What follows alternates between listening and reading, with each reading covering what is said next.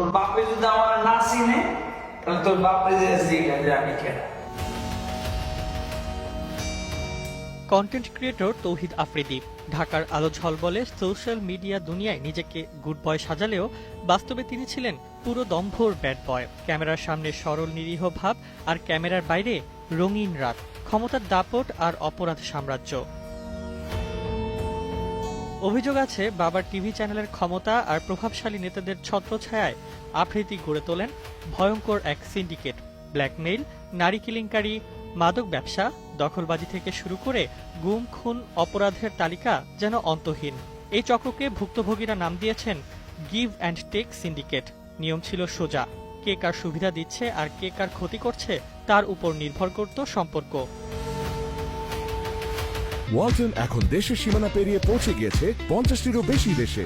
ওয়ালটন, ঘরে ঘরে বিশ্বজুড়ে। তদন্তে জানা যায় অন্তত অর্ধশত তরুণীকে জোরপূর্বক অনৈতিক কাজে বাধ্য করেছেন আফ্রিদি। প্রতিশ্রুতি দিতেন বিয়ে কিংবা মডেল বানানোর, শেষ পর্যন্ত সবই পরিণত হতো প্রতারণা আর নির্যাতনে। তার ক্ষমতার উৎস ছিল প্রভাবশালী রাজনীতিবিদ ও কিছু সাবেক পুলিশ কর্মকর্তার সঙ্গে অতি ঘনিষ্ঠ সম্পর্ক, যার মধ্যে অন্যতম ছিলেন সাবেক ডিবি প্রধান হারুনুর রশিদ এবং আসাদুজ্জামান খান কামাল। একটি সিন্ডিকেট ছিল হারুন, কামাল আর আফ্রিদির। আফ্রিদি তার বাপের দখল করা পাওয়ার হাউস খ্যাত মাই টিভির পরিচয়ে, আর হাসিনা সরকারের স্বরাষ্ট্রমন্ত্রী ডিবি হারুন ও আইনমন্ত্রীর সান্নিধ্য নিতেন সবসময়। আফ্রিদি তাদের সরবরাহ করতেন সুন্দরী নারী, আর নিজে ভোগ করতেন টাকা ও প্রভাব। এছাড়া মাদক ব্যবসায় আফ্রিদির হাত ছিল পাকা। কোন রকম ঝক্কি ঝামেলা ছাড়াই হারুন কামালের শেল্টারে চালাতেন কারবার।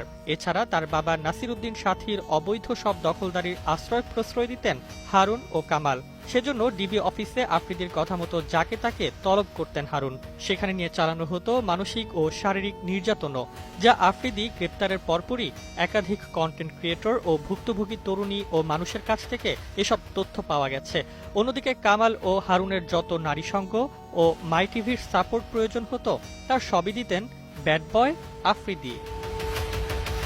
আফ্রিদি চক্রের অন্যতমদের মধ্যে আওয়ামী লীগ সরকারের পতনের পরপরই দুদক প্রভাবশালী সাবেক স্বরাষ্ট্রমন্ত্রী আসাদুজ্জামান খান কামালের নামে ও তার পরিবারের নামে শত কোটি টাকার অবৈধ সম্পদ অর্জনের প্রমাণ পেয়েছে।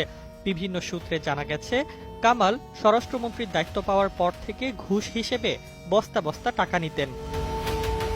এছাড়াও মুনিয়ার সাথে আফ্রিদির থাকা সম্পর্কের কিছু আলামত ইতোমধ্যেই সামনে এসেছে, যা দ্বারা জানা যায় মুনিয়ার সাথে ঘনিষ্ঠ সম্পর্ক ছিল আফ্রিদির। শুধু তাই নয়, মুনিয়ার বাসায় ঘন ঘন যাতায়াতও ছিল তার। আফ্রিদির কাছ থেকে জব্দকৃত মোবাইল, ল্যাপটপ ও হার্ড ডিস্ক এখন সিআইডির ফরেনসিক পরীক্ষায়। তদন্ত কর্মকর্তারা বলছেন, এসব ডিভাইসে লুকিয়ে আছে তার অপরাধ সাম্রাজ্যের আসল রহস্য। ভুক্তভোগী নারীরা একে একে মুখ খুলতে শুরু করেছেন, যা তদন্তকে করছে আরও চাঞ্চল্যকর। এখানেই শেষ নয়, টাকা ও ক্ষমতার নেশায় তিনি জড়িয়ে পড়েন চাঁদাবাজি, জমি ফ্ল্যাট দখল, নিয়োগ বাণিজ্য আর মানি লন্ডারিংয়েও। তার নামেই এখন তদন্ত চলছে কোটি কোটি টাকার অবৈধ সম্পদের খোঁজে। তদন্ত সংশ্লিষ্টরা বলছেন, আফ্রিদি ছিলেন একজন কঠিন প্রতারক, একদিকে কন্টেন্ট ক্রিয়েটর, অন্যদিকে অপরাধ সিন্ডিকেটের মস্তিষ্ক। সোশ্যাল মিডিয়ার দুনিয়ায় যিনি তরুণদের কাছে ছিলেন অনুপ্রেরণা, তিনি এখন হয়ে উঠেছেন আতঙ্কের আরেক নাম। গ্রেফতারের পর ভাঙতে শুরু করেছে তার প্রভাবের দেয়াল। গুড বয় ইমেজে ঢাকা পড়া এই ব্যাড বয় কন্টেন্ট ক্রিয়েটরের জীবনী এখন বাংলাদেশের অপরাধ ইতিহাসে এক নাটকীয় অধ্যায়।